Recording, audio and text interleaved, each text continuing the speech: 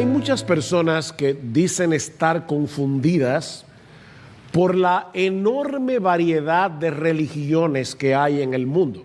Y ciertamente hay muchas.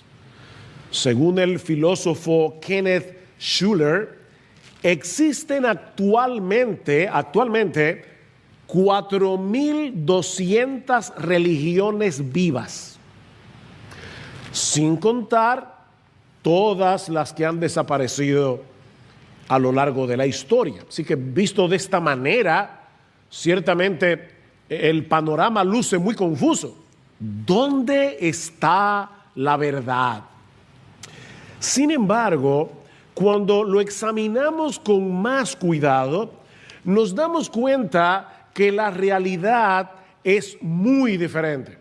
Porque todas las religiones del mundo pueden ser agrupadas en una sola creencia común: que el hombre debe alcanzar la salvación, sea como sea que cada una de esas religiones defina la salvación, pero cada hombre debe alcanzar la salvación por medio de su propio esfuerzo.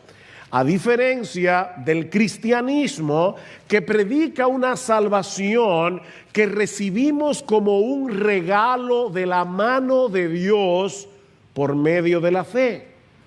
De manera que todo este asunto, que parece tan complicado, se reduce a dos creencias fundamentales, no son 4.221, solo dos creencias fundamentales que se oponen entre sí: salvación por obras y salvación por fe. O estás tratando de ganarte el cielo por tu propio esfuerzo, o descansas enteramente en la obra de Dios a nuestro favor por medio de Cristo. Por supuesto, este principio religioso de la salvación por obras es algo que viene entretejido en la fibra de nuestro ser. Nosotros nacemos siendo legalistas. Todos hemos sido infectados de la pandemia del legalismo, que es 1000 veces peor que la del coronavirus. Esa es la razón por la que el Evangelio resulta tan chocante para tanta gente, que todos venimos de fábrica con la presuposición de que no hay nada gratis en esta vida. Si lo quieres, te lo tienes que ganar.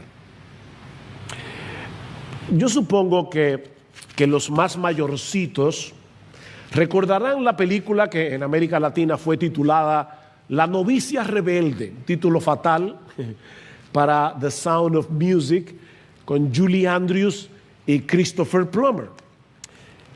Cuando en la película él finalmente le declara su amor, esta muchacha enamorada comienza a cantar llena de felicidad. Y poniendo aparte, ¿verdad?, la parte romántica de este asunto, lo que ella expresa en esa canción tan dulce, tan romántica, es un manifiesto legalista. Nada sucede por nada. Así que en algún momento de mi juventud o de mi niñez, yo tengo que haber hecho algo bueno.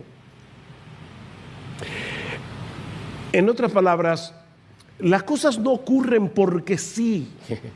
Tiene que haber una conexión entre las cosas buenas que yo hago y las cosas buenas que recibo. Leí en esta semana una de esas frases motivacionales que ahora abundan por las redes, siempre con un marco muy bonito, una foto muy bonita. La frase decía: cada cosa que obtenemos en la vida no llega como un regalo, sino como recompensa al esfuerzo por alcanzarla. Y a la gente le encantan esas cosas, y le envían y la reenvían, y hay gente que hasta dicen amén. Amén, a un mensaje que es completamente anti Dios. Cada cosa que obtenemos en la vida no llega como un regalo, sino como recompensa al esfuerzo por alcanzarla. ¿Saben por qué a la gente le gusta ese tipo de frases? Porque fomentan nuestro orgullo. Todos queremos experimentar, ¿han escuchado esa frase? La satisfacción del deber cumplido. O sea, todos queremos experimentar la satisfacción de ver el resultado de nuestro propio esfuerzo, aún en la salvación. Y es por eso, mis hermanos y amigos que están aquí en esta mañana, que la porción de la carta a los romanos que comenzamos a estudiar la semana pasada, capítulos 9 y 10, es tan relevante. Recuerden que Pablo está tratando de explicar por qué la mayoría de los israelitas rechazaron al Mesías. Y la respuesta de Pablo en esta porción de la carta es que ellos no quisieron aceptar como un regalo la justicia que Dios nos ofrece en Cristo. No. Romanos 10:3, pues desconociendo la justicia de Dios y procurando establecer la suya propia, no se sometieron a la justicia de Dios, porque Cristo es el fin de la ley para justicia a todo aquel que cree. Ellos querían seguir tratando de alcanzar esa justicia por sí mismos, antes que aceptar que eran impotentes. Y mis hermanos, ese problema no es exclusivo de los judíos. Como hemos dicho ya, es una pandemia que nos afecta a todos. Los judíos eran una representación en miniatura, en pequeño, del problema del corazón humano. No queremos venir delante de Dios como mendigos necesitados de misericordia. Así que seguiremos intentando llegar al cielo por la escalera de nuestra obediencia. ¿Recuerdan la bamba? Para llegar al cielo se necesita una escalera grande y otra chiquita.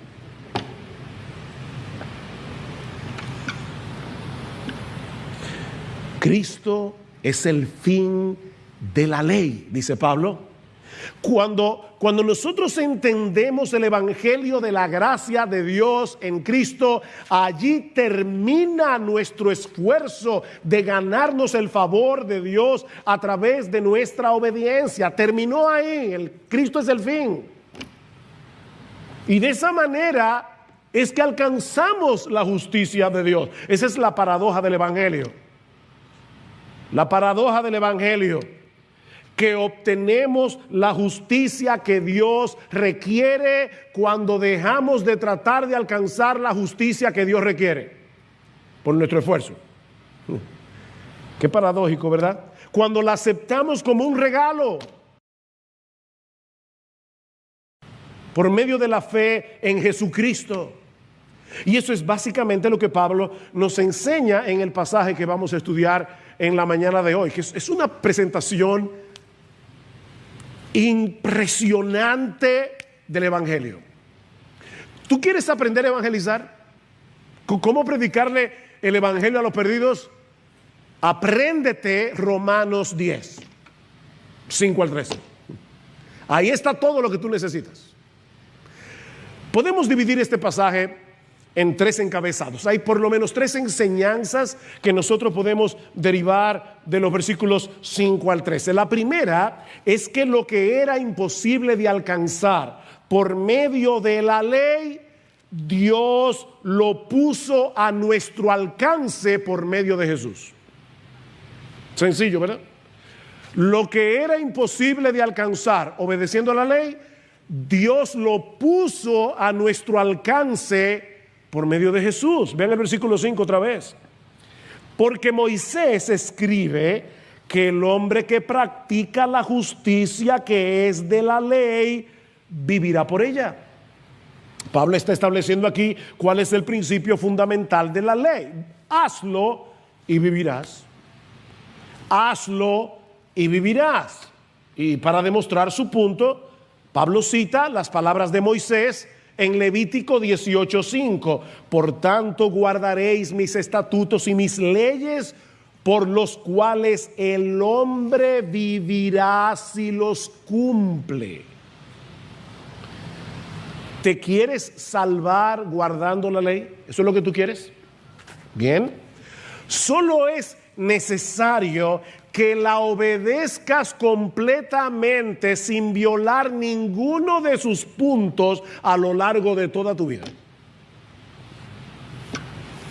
Eso es lo que tienes que hacer. Eso fue lo que Jesús le dijo al joven rico, ¿recuerdan?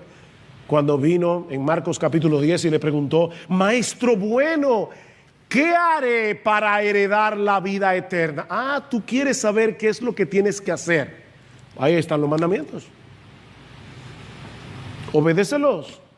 No mates, no cometas adulterio, no hurtes, no digas falso testimonio, no defraudes, honra a tu padre y a tu madre. Tú quieres ganarte el cielo. Bueno, ahí están los mandamientos. Obedécelos. Maestro, todo esto lo he guardado desde mi juventud. Wow. No solamente que es soberbio, sino que ignorante. Maestro, en cuanto a esa parte, no hay problema. Yo voy bastante bien. Tal vez no sacaría un 100, pero una nota lo suficientemente alta como para pasar de curso. ¿Cuál es el siguiente paso? Solo te falta una cosa, le dice Jesús. Ya que vas bastante bien, solo te falta una cosa. Mira, vete a tu casa, vende todo lo que tienes y dáselo a los pobres. Y tendrás tesoros en el cielo. Y ven y sígueme.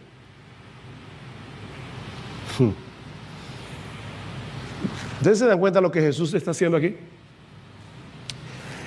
Él está poniendo a prueba a este joven con los dos mandamientos que enmarcan toda la ley, el primero y el último. No tendrás dioses ajenos delante de mí y no codiciarás. Y ahora le está diciendo: mira, si tu Dios no es el dinero, primer mandamiento, no tendrás dioses ajenos delante de mí. Y si tú no tienes problemas con la codicia, el 10º mandamiento, no codiciarás. Tampoco vas a tener problemas para vender todo lo tuyo y dárselo a la gente que tiene necesidad. Y dice en Marcos 10:22 que este joven, afligido por estas palabras, se fue triste porque era dueño de muchos bienes. Ustedes ven, mis hermanos, en cierto modo estos dos mandamientos, el 1 y el 10, comprenden todos los mandamientos. La ley es un todo compacto. Si violas uno de sus mandamientos, ya eres culpable de haberlos violados todos, dice Santiago capítulo 2 versículo 10.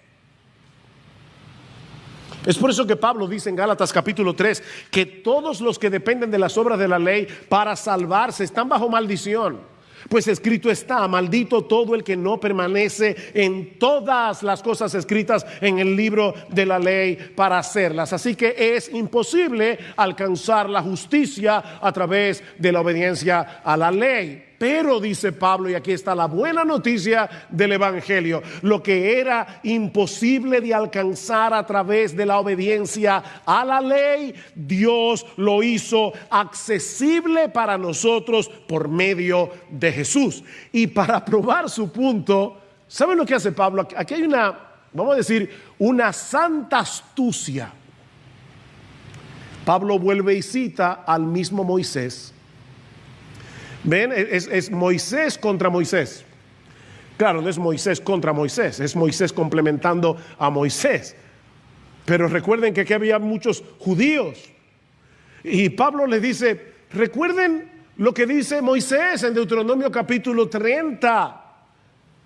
Es como si Pablo, que es el texto que Pablo está citando aquí, como veremos ahora, pero es como si Pablo estuviera diciendo a estos israelitas y a todos los legalistas que piensan como ellos: el mismo Moisés que dijo en Levítico 18:5, hazlo y vivirás, sabía perfectamente que nadie puede alcanzar la justicia de esa forma. Versículo 6: pero la justicia que es de la fe dice así: no digas en tu corazón quién subirá al cielo, esto es para hacer bajar a Cristo, o quién descenderá al abismo, esto es para subir a Cristo de entre los muertos. Mas ¿qué dice? Cerca de ti está la palabra en tu boca y en tu corazón, es decir, la palabra de fe que predicamos. Pablo está citando aquí el capítulo 30 de Deuteronomio. Ese fue el último sermón que Moisés predicó antes de que llegaran a la tierra prometida. Y lo que él está diciendo a los israelitas es básicamente esto. Déjame ponértelo en palabras bien sencillas. No hay que hacer un esfuerzo sobrenatural para tratar de alcanzar el favor de Dios. El asunto es más sencillo de lo que parece. Hace muchos años, yo no sé si yo había nacido todavía, pero uno de mis tíos tuvo un accidente, un hermano de mi mamá, muy aparatoso, al punto de que le daban pocas probabilidades de vida. Así que mi abuela le prometió a la Virgen que si sanaba a mi tío, ella se iba a ir a Higüey a pie, desde aquí, desde la capital, o sea, unos 170 kilómetros. Mi tío sobrevivió el accidente. Y por supuesto, mi abuela no cumplió la promesa. Ella nunca fue a Higüey a pie. Pero mucha gente piensa que hay que hacer algo así. O sea, de hecho, otros dirían, lo voy a hacer de rodillas. Es como, yo tengo que hacer un sacrificio para que Dios se apiade de mí.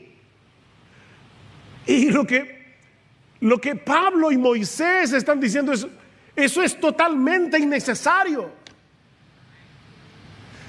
Escuchen con cuidado las palabras de Moisés que Pablo está citando en Romanos 10, porque es un pasaje interesante y en cierto modo chocante.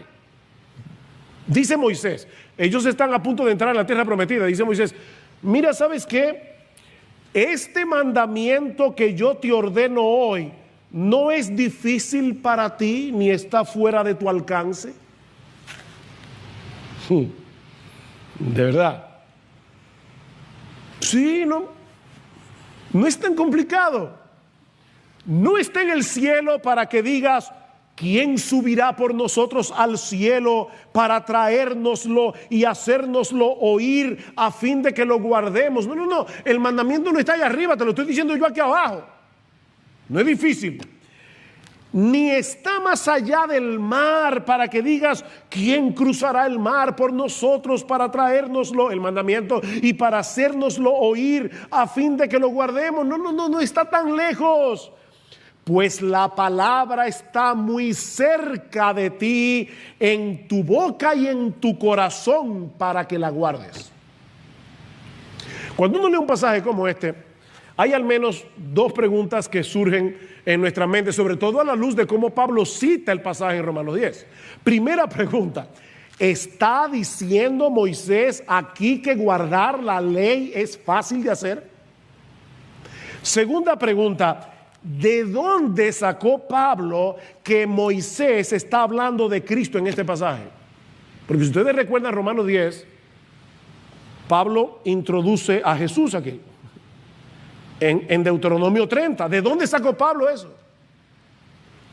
Bueno, cuando podemos leer el discurso completo, y de paso, mejor aún, si tú lees Deuteronomio 27, 28, 29 y 30, si tú puedes hacer eso, tú vas a ver mejor, vas a entender mejor el argumento de Pablo. Escuchen cómo comienza el discurso de Moisés en Deuteronomio 30, versículos 1 y 2. Moisés le dice al pueblo que ellos se iban a apartar de Dios y que ellos iban a recibir como consecuencia todas las maldiciones de la ley que ya fueron enumeradas en los capítulos 27 y 28. Aquí está la bendición si obedeces, aquí está la maldición si desobedeces. Y Moisés le dicen, ¿saben lo que va a pasar con este pueblo? La maldición de Dios caerá sobre ustedes por causa de vuestra desobediencia. Moisés está diciendo: no podemos obedecer la ley. Si la salvación dependiera de nuestra obediencia, lo único que recibiríamos sería maldición, no bendición. Pero les tengo una buena noticia, y por eso es que es fácil. Es fácil. Óyeme bien, mi amigo, si tú estás aquí sin Cristo, en esta mañana, Pablo dice: esta palabra está cerca de ti. La buena noticia es que Dios prometió en Deuteronomio 30 hacer una obra a nuestro favor para que podamos andar en sus caminos. Dice en Deuteronomio 36: además el Señor tu Dios circuncidará tu corazón y el corazón de tus descendientes, para que ames al Señor tu Dios con todo tu corazón y con toda tu alma, a fin de que vivas. Y yo sé que este es un lenguaje extraño para muchos aquí, pero la circuncisión del corazón no es otra cosa que la obra que hace Dios en el corazón humano, libertándolo de la esclavitud del pecado para que nosotros podamos andar en obediencia. Eso es la circuncisión del corazón. Y es aquí precisamente donde Cristo entra en la escena, porque Pablo sabe que Dios cumplió esa promesa por medio de la obra de Cristo en la cruz del Calvario. Colosenses capítulo 2, versículo 11: en él también fuisteis circuncidados con circuncisión no hecha a mano, al echar de vosotros el cuerpo pecaminoso carnal en la circuncisión de Cristo. La circuncisión del corazón que Dios le prometió a Israel en Deuteronomio 30 ya la cumplió por medio de la persona y la obra del Señor Jesucristo. Así que donde quiera que Pablo lee en Deuteronomio 30, tienes que guardar la ley, él mete a Jesús. Ya Jesús lo hizo. Ya Jesús lo hizo. Es fácil porque ya Jesús lo hizo. Es fácil porque la parte que era imposible la hizo él. Ese es el punto aquí. Así que ya Dios hizo por nosotros todo lo que había que hacer para que pudiéramos alcanzar el estándar de justicia exigido por la ley. Él envió a Jesucristo al mundo para que obedeciera perfectamente la ley y luego muriera en la cruz del Calvario por todas nuestras desobediencias. Él recibió la maldición. Así que ya no tenemos que buscar una escalera para subir al cielo y bajar de allá al Salvador. No, ya Dios lo bajó. Es lo que Pablo dice. Tú no tienes que subir al cielo, porque ya Cristo bajó del cielo, ya Dios lo envió. Tampoco tienes que ir al abismo para sacar a Cristo de la tumba, porque ya Jesús resucitó. Dios el Padre lo levantó de los muertos. Ya Dios lo hizo. Él envió a Cristo y Él lo resucitó. ¿Ven el punto? Dios hizo todo lo que había que hacer para salvarnos. ¿Qué debemos hacer nosotros? Recibir la salvación como un regalo por medio de la fe. Vean Romanos 10, versículo 8. Mas, ¿qué dice? Cerca de ti está la palabra, en tu boca y en tu corazón. Es decir, la palabra de fe que predicamos. Y esa palabra de fe es el Evangelio. La palabra de fe es el Evangelio. Y es por medio del Evangelio que Dios ofrece la salvación que Él ha provisto en Cristo.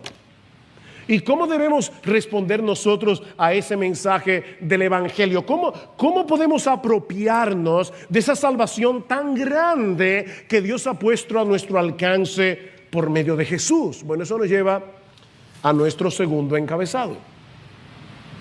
Y es que la respuesta que el Evangelio requiere de nosotros es creer con el corazón y confesar con nuestra boca el señorío absoluto de Jesús y la eficacia de su obra de salvación. Ya Dios lo hizo todo, todo. Tú no tienes que hacer nada, excepto creer y confesar. Versículo 9. Esta es la palabra de fe que predicamos, dice Pablo. Aquí está mi evangelio. Que si confiesas con tu boca a Jesús por Señor y crees en tu corazón que Dios le resucitó de entre los muertos, serás salvo.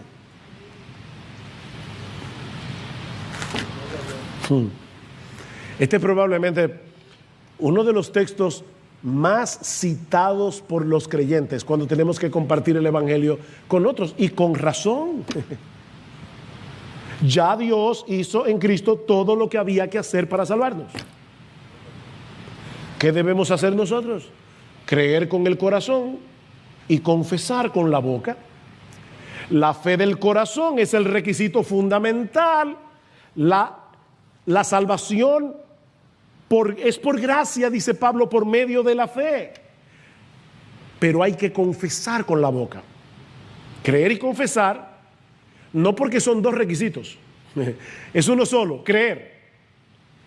Pero la confesión verbal es lo que hace evidente la fe del corazón.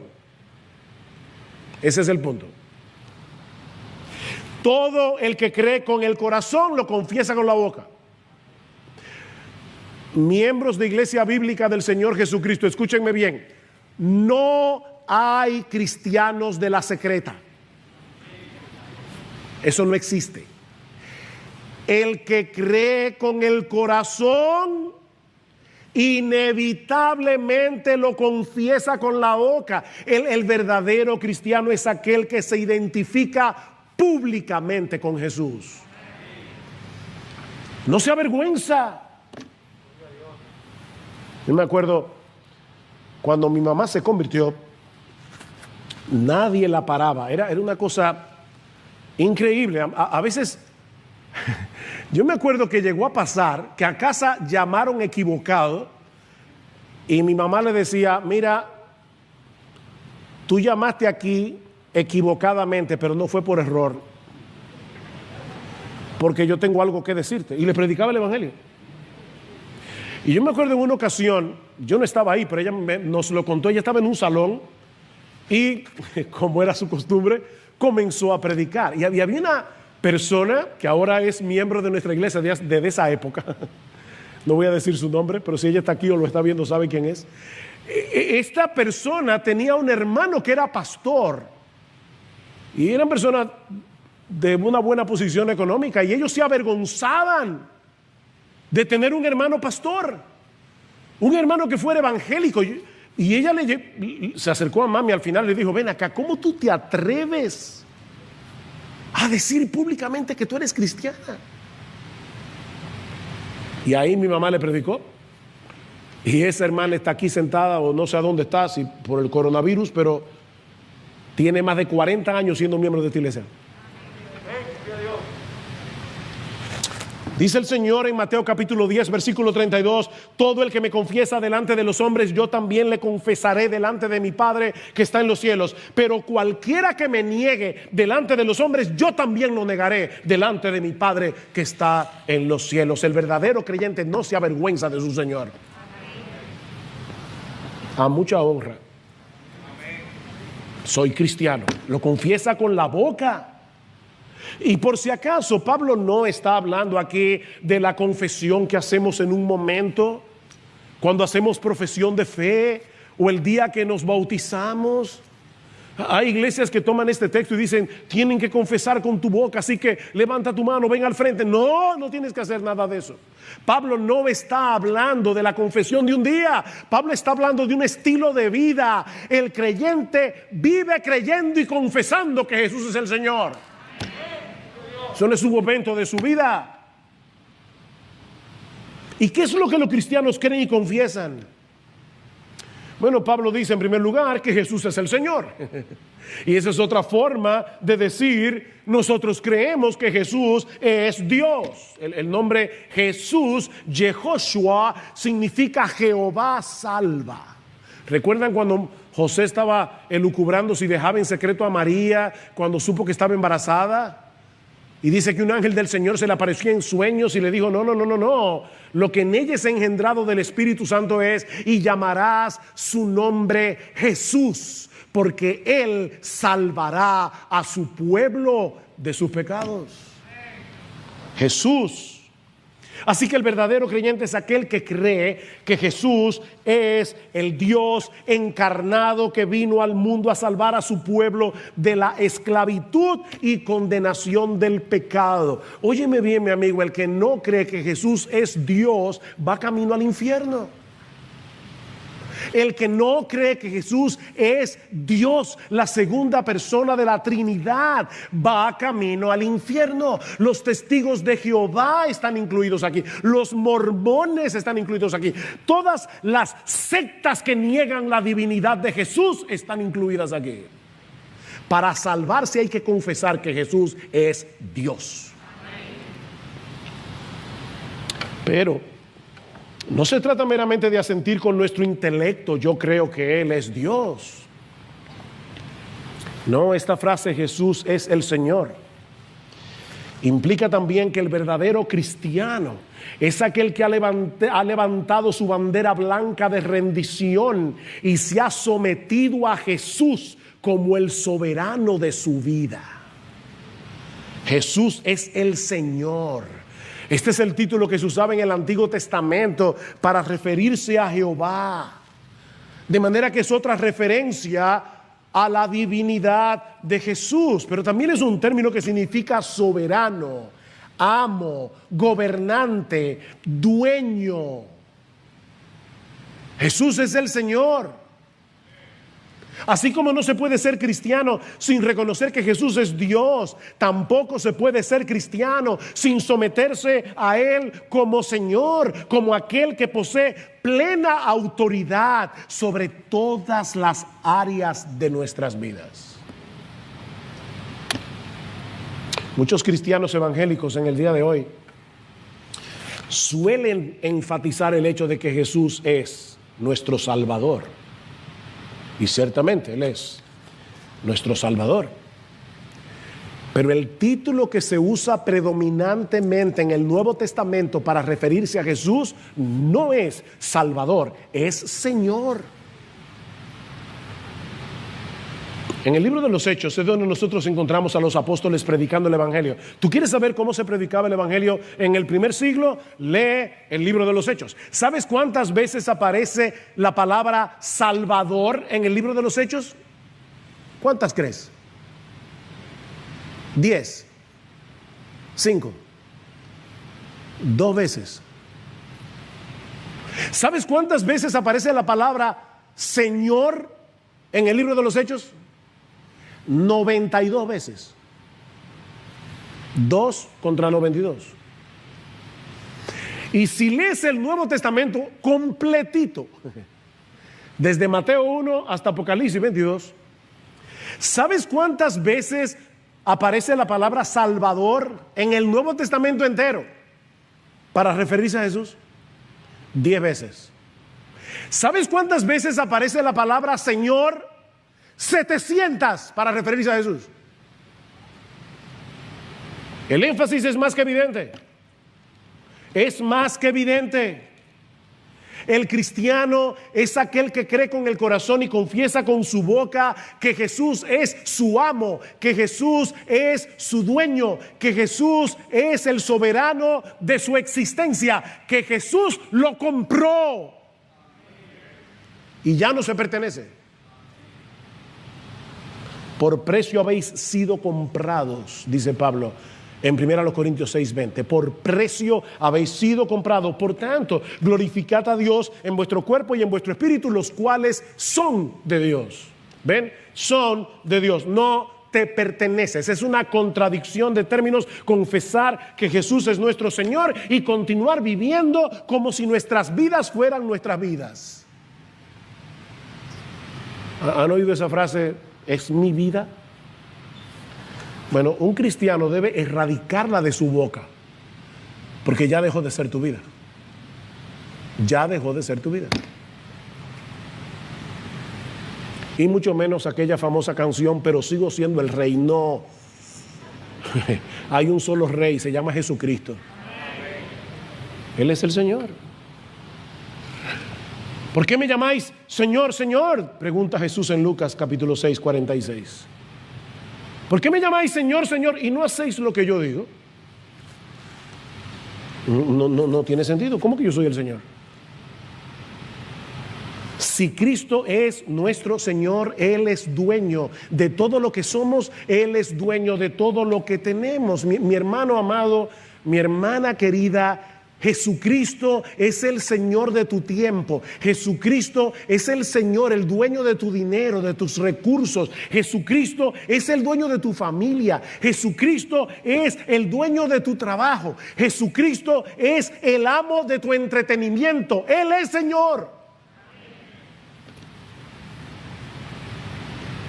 Y lo que Él quiere que tú y yo hagamos está aquí, en este libro. Aquí está su palabra.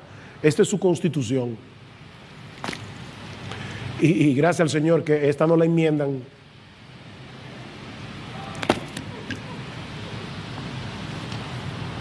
Es por eso que el llamado de Jesús es a morir.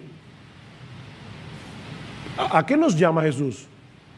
A morir a nosotros mismos.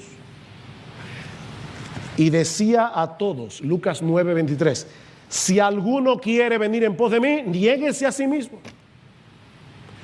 Tome su cruz cada día y sígame. Cada día. Y la cruz, por si acaso, no es ponte un crucifijo. No.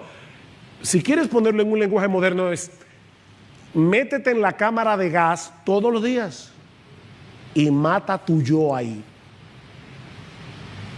¿Y por qué todos los días? Porque a nosotros se nos suele olvidar quién es nuestro Señor. Y tengo que recordárselo a mi alma todos los días. Porque debido al pecado que mora en mí, al egoísmo que mora en mí, al orgullo que mora en mí, yo quisiera muchas veces quitarme los clavos y bajarme de esa cruz. ¿O solo me pasa a mí?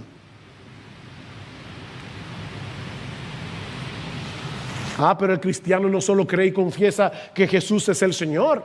Él confiesa y cree en la eficacia y suficiencia de su obra de salvación. Vean otra vez el versículo 9, que si confiesas con tu boca a Jesús por Señor y crees en tu corazón que Dios le resucitó de entre los muertos, serás salvo, porque con el corazón se cree para justicia y con la boca se confiesa para salvación.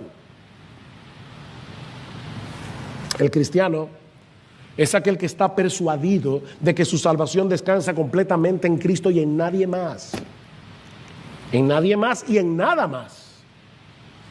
En nadie más y en nada más. Cuando Dios el Padre resucitó a Jesús de entre los muertos, Él estaba proclamando que nuestra deuda había sido completamente saldada, que ya no tenemos cuentas pendientes en el tribunal de Dios.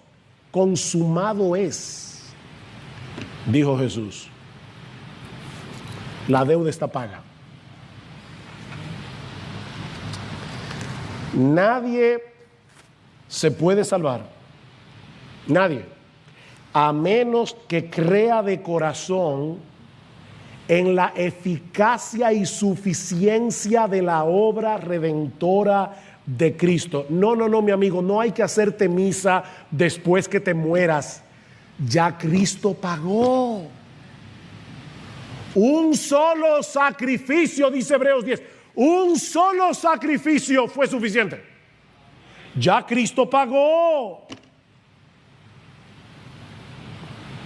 Eso es exactamente lo mismo que Pablo había dicho al final del capítulo 4. Luego de afirmar que Abraham creyó y le fue contado por justicia, dice Pablo en Romanos capítulo 4 versículo 23, y voy a leer aquí de la Reina Valera, y no solamente con respecto a él se escribió que le fue contada, sino también con respecto a nosotros, a quienes ha de ser contada, esto es, a los que creemos en el que levantó de los muertos a Jesús, Señor nuestro, el cual fue entregado por nuestras transgresiones y resucitado para nuestra justificación.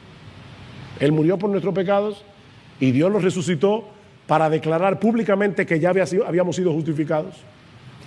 Porque el justo murió por los injustos. ¿Tú crees eso? Porque tu fe será contada por justicia. Tu fe será contada por justicia.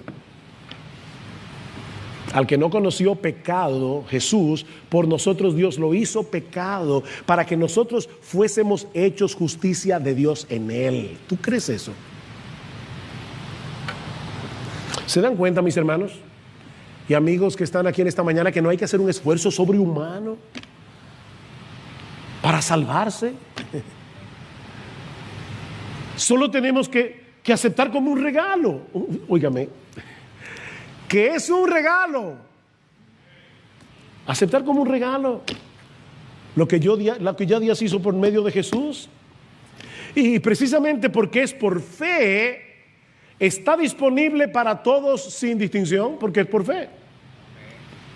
No es por raza, no es por posición económica, no es por estatus social, no es si tú eres educado o analfabeto, es por fe. No hay que ser un genio para creer. Es por fe. Y esto nos lleva a nuestro tercer encabezado, que veremos mucho más brevemente. Y es que la salvación que el Evangelio anuncia ha sido puesta al alcance de todos sin distinción. De todos. Por medio de la fe. Lean el versículo 11. Pues la Escritura dice: todo el que en él cree no será avergonzado, porque no hay distinción entre judío y griego, pues el mismo Señor es Señor de todos, abundando en riquezas para con todos los que le invocan, porque todo aquel que invoque el nombre del Señor será salvo. Pablo enfatiza la misma verdad una y otra vez en estos 3 versículos. ¿Qué es lo que Pablo está enfatizando? Que la promesa es para todos sin distinción. Versículo 11. Vuelve a citar Isaías 28:16, que ya citó en Romanos 9:33, perdón. Solo que ahora, escuchen, Pablo cita el mismo texto que citó hace unos versículos atrás, pero esta vez le incluyó la palabra todo. Todo. Todo el que en él cree no será avergonzado. Todo el que en él cree será vindicado en el tribunal en el día del juicio. Dios va a decir: inocente, sin culpa, justo. Versículo 12 dice explícitamente que en lo que respecta al Evangelio no hay distinción alguna entre judío y griego, pues el mismo Señor es Señor de todos y abunda en riquezas para todos los que le invocan. ¿Ven la insistencia de Pablo? Todos, todos, todos. Y finalmente en el versículo 13 cita Joel capítulo 2 versículo 32, donde encontramos esta extraordinaria promesa evangélica: todo aquel que invocare el nombre del Señor será salvo. Y es evidente por el contexto que el Señor del que Pablo está hablando aquí es Jesús. Recuerden, si confiesas con tu boca que Jesús es el Señor, todo aquel que invocare el nombre del Señor. ¿Quién es el Señor? Jesús es el Señor. ¿Y por qué yo insisto en eso? Porque el texto de Joel habla de Jehová. Lo que dice el texto de Joel en el Antiguo Testamento es: y todo aquel que invocare el nombre de Jehová. ¿Ven otra vez cómo Pablo insiste que Jesús es Dios? Jesús es la segunda persona de la Trinidad. Y me encantó como alguien dijo esto, que se introdujo en la historia humana a través del portal del vientre de María. La segunda persona de la Trinidad se hizo un bebé para cumplir la ley a la perfección y luego morir en una cruz por nuestros pecados. Y ahora Dios promete en su palabra que todo aquel que clame a Él será salvo. Será salvo. Lo que quiere decir que el que no clame no será salvo, será el infierno.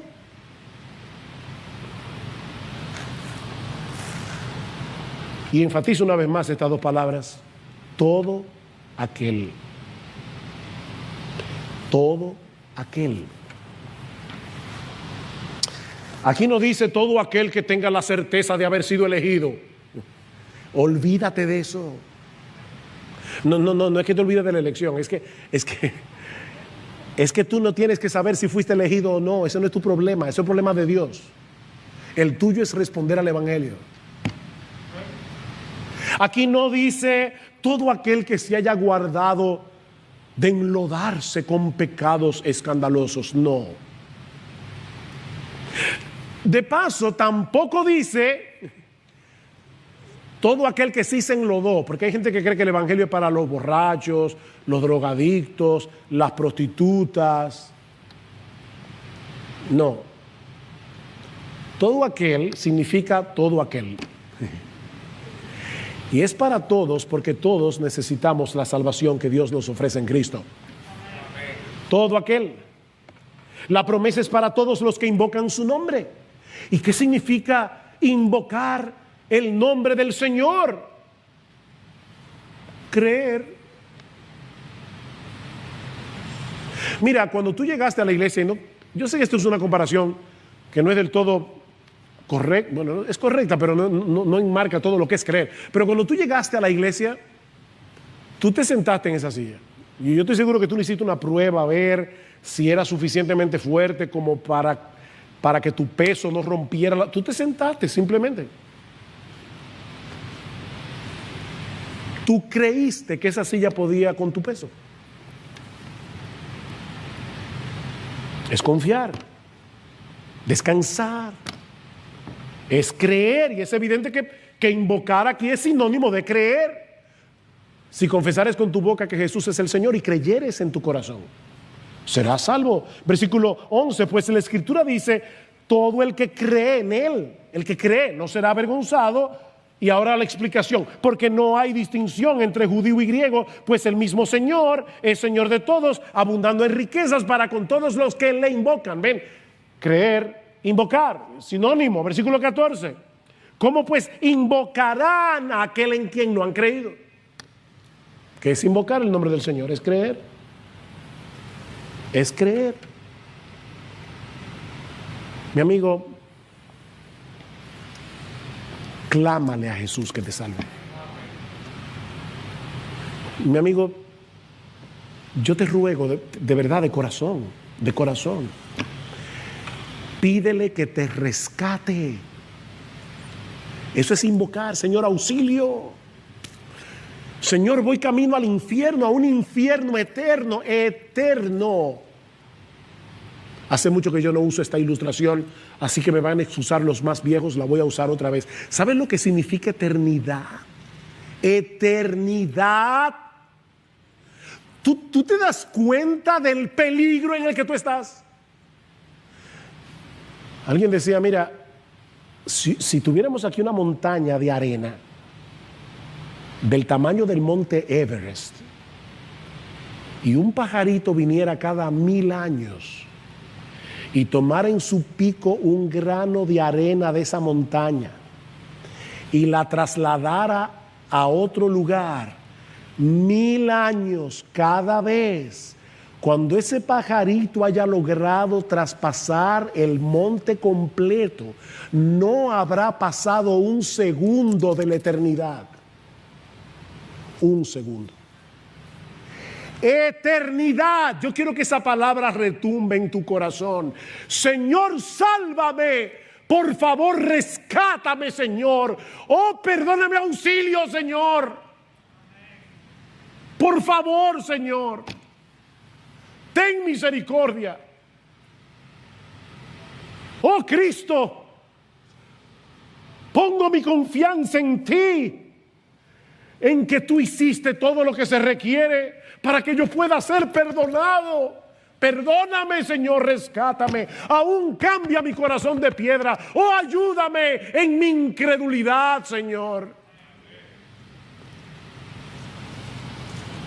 Mi amigo, tú no tienes que hacer un montón de cosas heroicas para tratar de convencer a Dios con tu esfuerzo de que estás tratando en serio de alcanzar su favor. No, lo único que debes hacer es dejar de esforzarte y confiar por completo en la obra sobrenatural que Él llevó a cabo a través de la vida, muerte, resurrección y ascensión de nuestro precioso Salvador.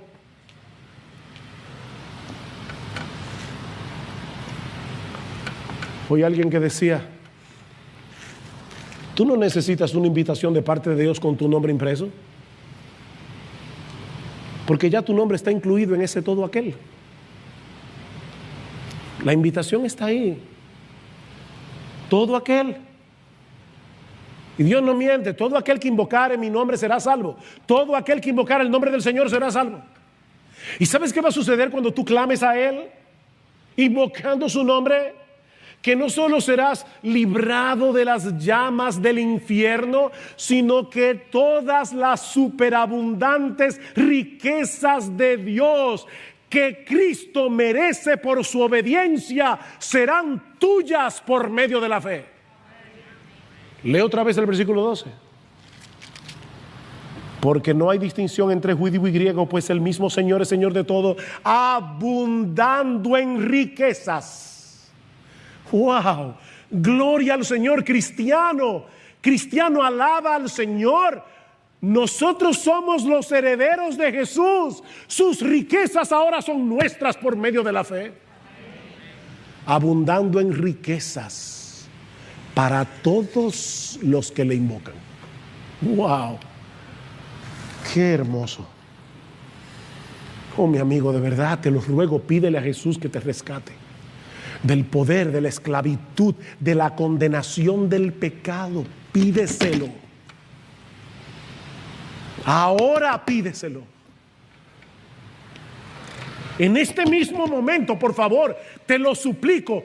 Pídele que te salve, pídele que tenga misericordia de ti. Clama pidiendo auxilio. Y yo te aseguro por las Escrituras que en este mismo momento todos tus pecados serán perdonados y Dios te concederá como un regalo el don de la vida eterna, solo por gracia, solo por Cristo, solo por medio de la fe.